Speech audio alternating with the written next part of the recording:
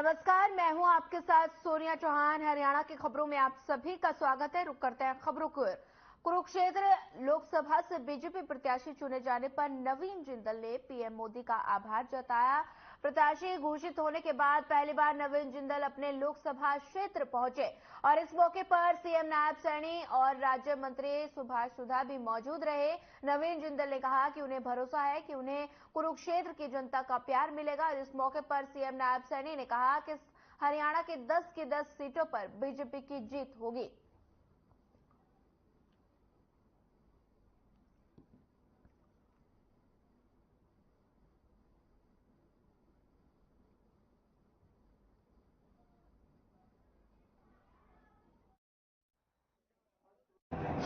सबसे पहले तो मैं नवीन जी दुनिया के सबसे हमारे लोकप्रिय नेता, भारत के यशस्वी प्रधानमंत्री, जिन्होंने भारत को एक नई दिशा देने का काम 10 वर्षों में किया है, जिन्होंने एक योजनाबद्ध तरीके से गरीब तक लाभ पहुंचा करके उसके चेहरे पर मुस्कान लाने का काम किया है। ऐसे हमारे यशस्वी प्रधानमंत्री नरेंद्र मोदी जी ने और हमारे हरियाणा के पूर्व में यशस्वी मुख्यमंत्री रहे आदरणीय मनोहर लाल जी ने, आदरणीय अमित शाह जी ने और आदरणीय जगत प्रकाश नड्डा जी ने जो कमल का फूल नवीन जी जो इस क्षेत्र के पहले भी सेवा दे चुके हैं, आज यहां देकर के नवीन जिंदल जी को भेजा है। और जो उत्साह आप लोग कार्यकर्ताओं में देख रहे हैं, जो जोश यहाँ की जनता के अंदर देख रहे हैं, आज इस बात के ऊपर मैं ये बात कह सकता हूं कि नवीन जी यहाँ से देश के अंदर सबसे ज्यादा बहुमत से जीत करके आदरणीय नरेंद्र मोदी जी को तीसरी बार प्रधानमंत्री बनाने में अहम भूमिका कुरुक्षेत्र के लोगों के साथ करेंगे। मैं बधाई देता हूं नवीन जी को, क्योंकि बहुत सारे काम नरेंद्र मोदी की सरकार ने किए, चाहे किसानों तक 6,000 रुपए पहुंचाने की बात है, चाहे किसानों को सुरक्षित करने की बात है, प्रधानमंत्री फसल बीमा योजना की बात है, चाहे देश के अंदर नरेंद्र मोदी की सरकार ने 4 करोड़ से ज्यादा आवास गरीब लोगों को बना करके चाबी सौंपने का लगातार काम कर रहे हैं, चाहे उन बहनों को, माताओं को जिनके घर के अंदर गैस का सिलेंडर कनेक्शन नहीं था, 9.5 करोड़ बहनों के घर के अंदर गैस का कनेक्शन सिलेंडर पहुंचाने की बात है, और चाहे उन माताओं बहनों को जो सूर्य के ढलने का इंतजार करते थे, लगभग 11.5 करोड़ से ज्यादा शौचालय बना करके देने का कार्य किया है। और चाहे मनोहर लाल जी की जो हरियाणा के अंदर नीतियां रही हैं, मनोहर लाल जी ने भी योजनाबद्ध से डबल इंजन सरकार के अंदर मिलकर के जो काम किए हैं, मुझे खुशी है, मुझे गर्व है इन बातों के ऊपर कि पहले 2014 की से पहले वाली सरकार के अंदर एक बच्चे को नौकरी लेने के लिए दर-दर की ठोकरें खानी पड़ती थी।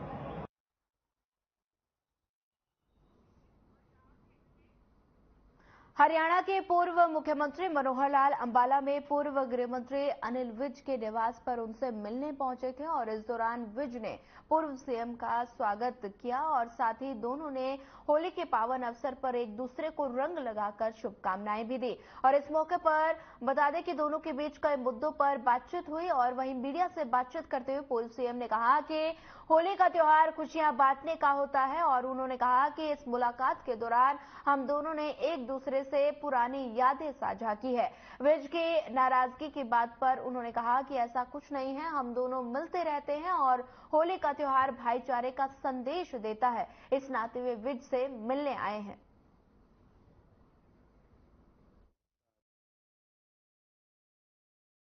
हमारा कोई मामला नहीं है। आखिर होली एक भाईचारे का त्योहार है और भाईचारे के त्योहार पर सब मिलते जुलते हैं। आज मैं चंडीगढ़ भी बहुत से लोगों को मिला हूँ, आज मैं पंचकुला बहुत लोगों को मिला हूँ, आज मैं यहाँ अंग्रेज जी के पास भी आया हूँ, अभी करनाल भी जाकर के शाम तक बहुत लोग मिलेंगे। तो ये दिन वास्तव में तो मिलने जुलने का रहता ही है, और मिलने जुलने के रूठों को मनाने का विषय नहीं होता। एक भाईचारा कायम रहे उस नाते से लगातार मिलने जुलने का, एक होली का। अब सब मिलते हैं, सब को रूठे थोड़ी होते हैं, सब अपने होते हैं, अपनों से मिलते हैं। धन्यवाद।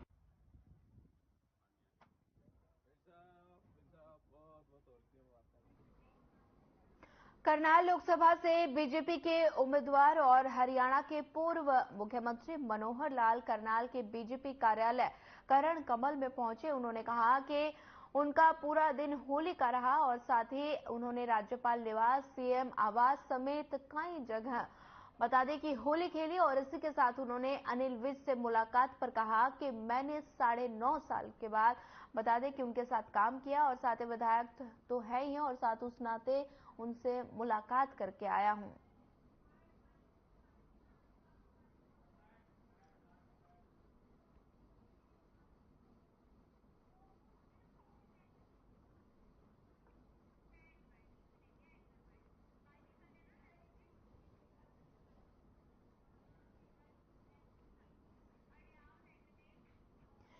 इनेलो प्रधान महासचिव अभय चौटाला ने प्रेस कॉन्फ्रेंस की और इस दौरान बता दें कि प्रेस कॉन्फ्रेंस में अभय चौटाला ने बीजेपी पर जमकर हमला बोला और साथ ही अभय ने इस दौरान कहा कि इस सरकार ने मेवात में भाईचारा बिगाड़ने का काम किया है, लेकिन जनता इस षड्यंत्र को पहचान गई है।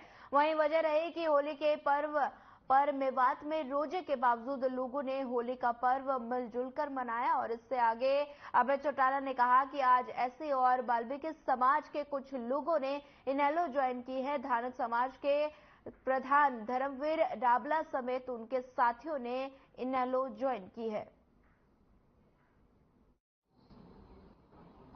होली का महत्व बहुत बड़ा होता है। हमारे यहाँ तो होली के त्योहार में जो साथी एक दूसरे से विवादित होते हैं, जिनका आपस में कोई सामाजिक रिश्ता खराब हो जाता है, इस होली के त्योहार के ऊपर आपस में एक दूसरे को रंग लगा करके उस विवाद को खत्म करते हैं, फिर से अपने भाईचारे को मजबूत करते हैं। और अब की बार की होली तो और ज्यादा महत्वपूर्ण थी। मौजूदा सरकार ने हरियाणा प्रदेश के अंदर जात पात, धर्म, मजहब के नाम पे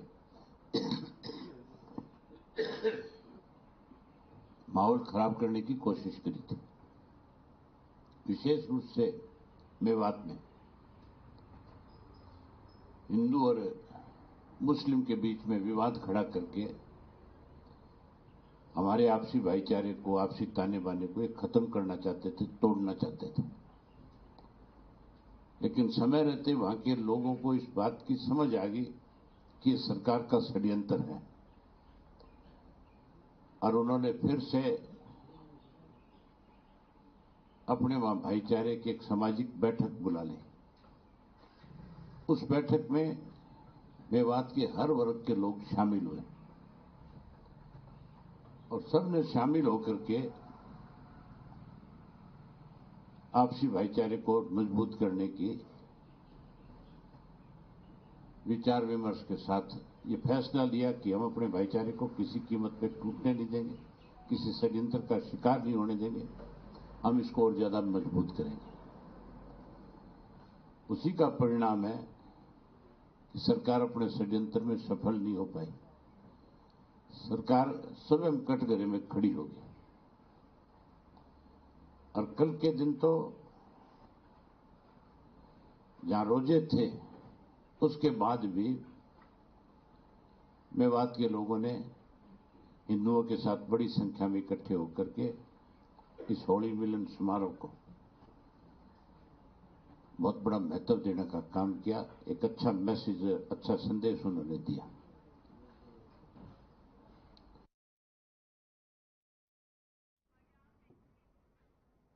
कांग्रेस छोड़कर जेजेपी में शामिल हुए राव बहादुर ने जेजेपी के साथ गठबंधन की पुरानी पार्टी बीजेपी पर तंज कसते हुए कहा कि प्रदेश में बीजेपी के 1-2 सीटों पर ही सिमटने की बात कही और साथ में दूसरी ओर कांग्रेस पर भी प्रहार करते हुए कहा कि कांग्रेस तो सिर्फ नेताओं और कार्यकर्ताओं को इस्तेमाल करने का काम करती है। जेजेपी में शामिल होने के बाद इन दिनों राव बहादुर सिंह भिवानी महेंद्रगढ़ संसदीय क्षेत्र के तहत आने वाले जिलों के दौरे पर और लोगों के नब्ज भी टटोल रहे हैं और इसी कड़ी में वे भिवानी पहुंचे थे और जहां उन्होंने जेजेपी बता दें कि बीजेपी और कांग्रेस पर जमकर प्रहार किया और साथ ही 10 में 8 सीटों पर भाजपा की जीत का भी दावा किया।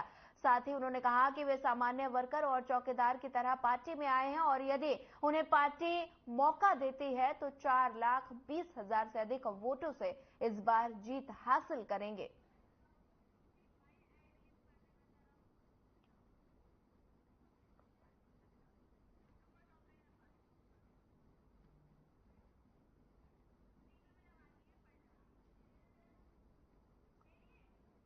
बता दें कि जेजेपी नेता राव बहादुर का बड़ा बयान सामने आया है। उन्होंने कहा कि कांग्रेस सिर्फ वर्करों का यूज करती है। उन्होंने कांग्रेस सरकार पर निशाना साधा और साथ ही संगठन न बनने की वजह से उन्होंने कहा कि उन्होंने कांग्रेस छोड़ी है। भिवानी की ये तस्वीरें हैं जहां पर बता दें कि आप देख सकते हैं तस्वीरों में फूल मालाएं पहनाकर स्वागत किया जा रहा है और जेजेपी नेता राव बहादुर का इस दौरान बड़ा बयान सामने आया। उन्होंने कांग्रेस सरकार को जमकर घेरा। कांग्रेस सिर्फ वर्करों का यूज करती है, ये उन्होंने कहा और साथ ही बता दें कि संगठन में मजबूती न होने के कारण कांग्रेस छोड़ी है।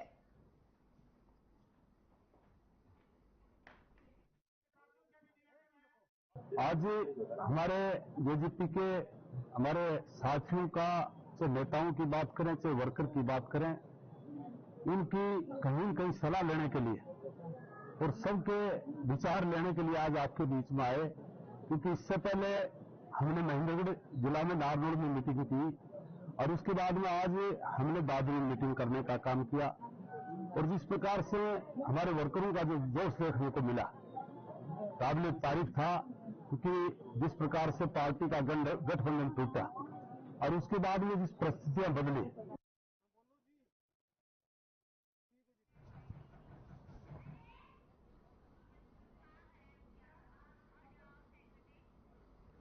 पलवल में 2 मंजिला मकान में भयंकर आग लग गई और पड़ोस के लोगों ने आग को पानी डालकर बुझाने में काफी मशक्कत की। भीषण आग को देखकर आसपास के लोगों में हड़कंप मच गया। वहीं आग की सूचना तुरंत फायर ब्रिगेड को दी गई। सूचना मिलते ही मौके पर फायर ब्रिगेड की गाड़ी आग बुझाने के लिए पहुंची और समय रहते ही घर के लोगों को सुरक्षित घर से बाहर निकाला गया।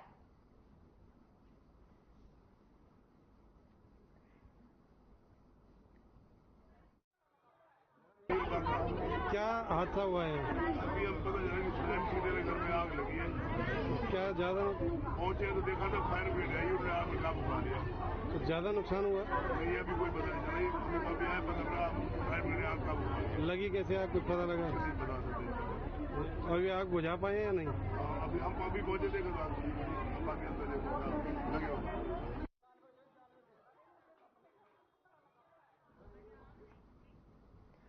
अंबाला में चोरों के हौसले लगातार बुलंद होते नजर आ रहे हैं। चोर ने 2 साल के बच्चे के गर्दन पर चाकू रखकर लूट की वारदात को अंजाम दिया। लुटेरे घर से कैश और आभूषण लेकर फरार हो गए। वहीं सूचना मिलते ही पुलिस मौके पर पहुंची और जांच में जुट गई।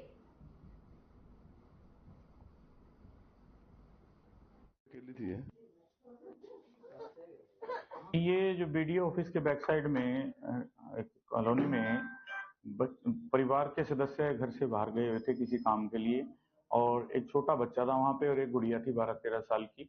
तो जो एक लड़का अकेला आया और काले कपड़े पहने हुए थे, मुंह पे उसने मास्क लगाया हुआ था। तो उसने कहा भी उस बच्चा छोटा सा 1-1.5 साल का, उसको बच्चे के गर्दन उसको चाकू लगा, मैं चाकू इसको कुछ मार दूंगा या आप मेरे को अपने जो भी घर में दे दीजिए। तो उसने बेड में 30,000 रुपए कैश लगभग और एक सोने के अपना कांटे और 2 अंगूठियां और कुछ चांदी के जेवर वो लेके वहां से चले गए और दीवार दूसरी साइड से फांद कर वो भाग गया। सर जैसे घर पे बेटा था मेरा 1.5-2 साल का और बेटी थी 13 साल की। सर वो पीछे से चोर घर में घुस के और छोटे बेटे के ऊपर चाकू की नोक रख के सर वो बोलने लगे कि मैं तुम्हारे भाई को खत्म कर दूंगा जब ना तुमने अंदर से जो घर में है निकाल के दिया। सर बेटी कह रही भी हमारे घर में कुछ नहीं है, लेकिन उन्होंने फिर भी जबरदस्ती उससे वो करा के भी मैं तेरे भाई को मार दूंगा। उस पूरा घर कड़वा के बेड के आवाज हर चीज मतलब उथल पुथल करा के सर वो उससे निकलवा के सारा कैश और वह जेवरेज जो शादी के बेटी के उसमें बना के रखे थे और मम्मी के उसके वो सारे लेके सर वो फरार हो गया था।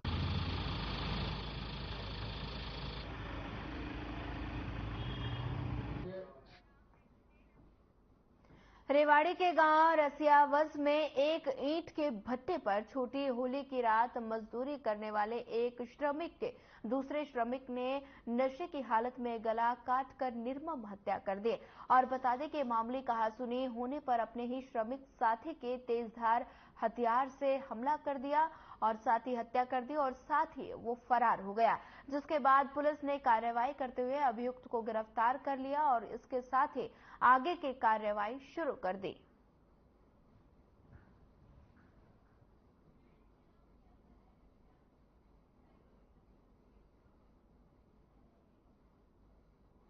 थाने में सूचना मिली शिवाज भट्टा जो कि गांव रसियावास में है, उस पे झुग्गी बनी हुई, उस झुग्गी में एक आदमी मृत अवस्था में पड़ा हुआ है। जिस सूचना पर जो है पुलिस वहां पहुंची तो देखा नंदी नाम का एक लड़का जो उस भट्टे पे ईंट थापने का काम करता था, उसकी जो है डेड बॉडी वहां उस झुग्गी के अंदर पड़ी हुई थी और उसकी गर्दन पर तेजधार हथियार से चोटें मार के उसकी हत्या की।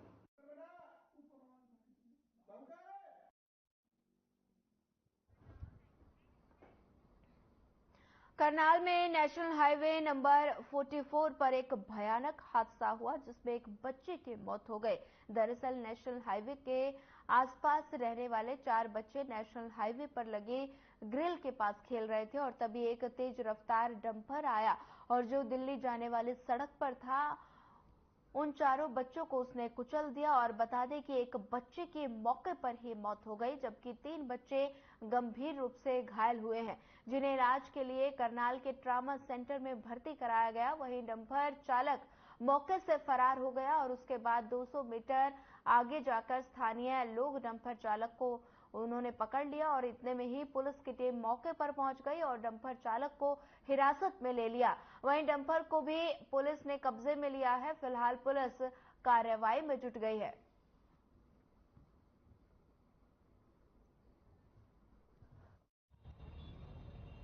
पूरा मामला कैसे पूरा हादसा हुआ? ये साइड में 3-4 बच्चे खड़े थे और ये गाड़ी फुल स्पीड में ले रहा था और शराब इसने नशा कर रखा था और बच्चे को पकड़ा देना। कितने बच्चे को पकड़ा? 3 बच्चे जो पकड़ा, एक बच्चे की बांह और टांग टूट गई। एक की मौत हो गई? 3 की नहीं, एक की बता रहे हैं। एक की मौत हो गई, 3 घायल। और मैंने सुना पुलिस भी मौके पर नहीं पहुंची। नहीं आई, 2 घंटे के बाद आई। आप देख सकते हैं 1 घंटे के बच्चे यहाँ पड़े थे, कोई सुविधा नहीं, कोई पुलिस नहीं आई। पुलिस को कॉल करा, एम्बुलेंस को करा, कोई नहीं। अब जब सारे काम हो लिया, अब आए सारे। क्या हुआ, क्या था? एक्सीडेंट हुआ था सर, ट्रक वाले ने मारे थे। दूसरी गाड़ी मेरे बच्चे अभी गंभीर है? बिल्कुल गंभीर है। अभी किसी की बाजी हो गई, किसी की अभी बच्चे कार में बैठे थे, रिक्वेस्ट करके कार वाले से कोई किसी चीज अस्पताल भिजवाया है। 3 बच्चों को भिजवाया और एक बच्चा दम तोड़ दिया, यहीं पर है वो। क्या कितनी उम्र है बच्चों की? तकरीबन 7-8 साल का।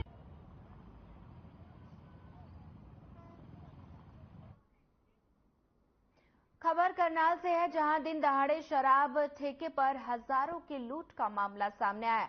बाइक सवार 2 बदमाशों ने लूट की वारदात को अंजाम दिया। NH 44 से गांव खरकाली रोड पर स्थित ठेके पर लूट की गई और साथ ही बदमाश करीब 30,000 के नकदी लेकर फरार हो गए।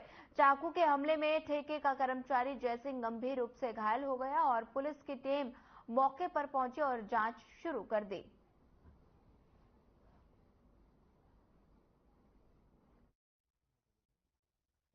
हमारे पास इवेंट आया था भाई, नीलकंठ के बैक साइड में जो खरकाली रोड है, वहाँ ठेके पे किसी अननोन पर्सन ने वारदात कर दी। हम मौके पे पहुँचे जो खरीदा है उसको अपना हॉस्पिटल में लेके चले गए। कौन थे, किसने हमला किया? जो पीड़ित है कौन थे, कुछ पहचान वगैरह हो पाई, बताया हो कुछ? वो लड़का ही बताएगा जी जो घायल हुआ।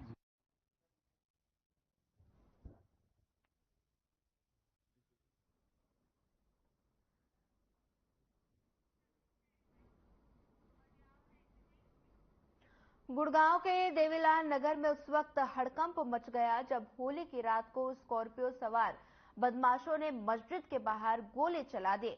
गोली चलने की आवाज सुनकर जब लोग घर से बाहर निकले तो आरोपी फरार हो गए और वारदात की सूचना मिलते ही स्थानीय पुलिस मौके पर पहुंची और जांच शुरू कर दी।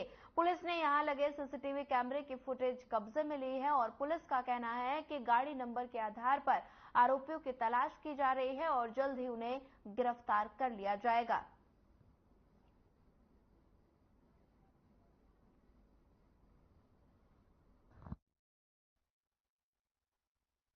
यहाँ पे ये हुआ था कि 10:47 पे तरावियों की नमाज 10:30 पे खत्म हो गई थी। उसके बाद 10:47 का टाइम हुआ था कि 2-4 लोग बैठे हुए थे। फिर उसके बाद इधर से एक ब्लैक कलर की स्कॉर्पियो आई, उसमें से 2 लड़के उतरे।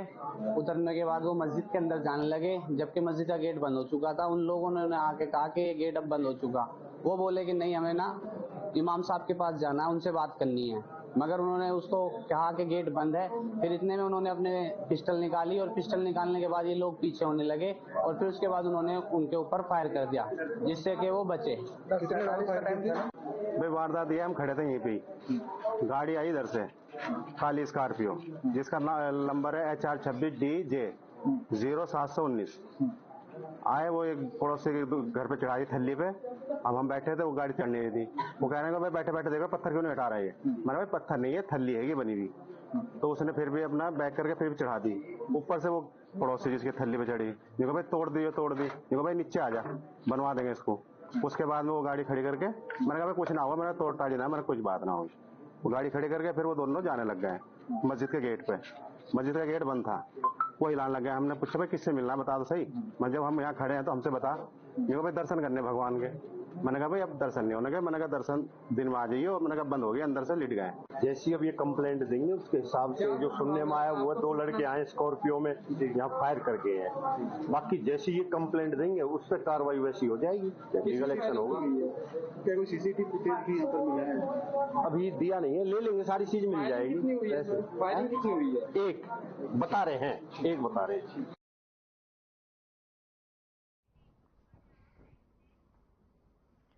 भिवानी में मुख्यमंत्री उड़न दस्ते की टीम का एक्शन देखने को मिला। छापेमारी के दौरान 184 घरेलू गैस सिलेंडर बता दें कि बरामद किए गए और जिसमें से 78 खाली और 106 अवैध घरेलू गैस सिलेंडर भरे मिले। और वहीं खाद्य आपूर्ति विभाग के इंस्पेक्टर ने बताया कि गुप्त सूचना के आधार पर रेड की गई और रेड के दौरान अवैध घरेलू गैस सिलेंडर बरामद किए गए। उन्हें कब्जे में लेकर संचालक के खिलाफ पर्चा दर्ज किया गया और आगामी कार्रवाई फिलहाल जारी है।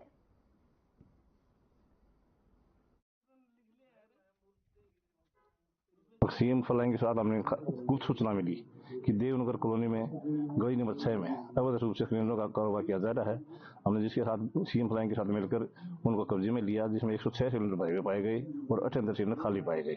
उनमें 7-10 पीस वगैरह में उन्हें पता कर दिया गया। नहीं रख सकते रहा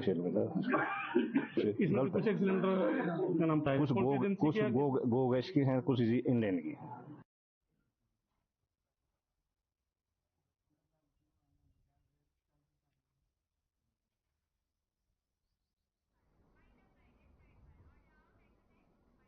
फिलहाल इस बुलेटिन में इतना ही। ज्यादा खबरों के लिए बने रहिए हमारे साथ। नमस्कार।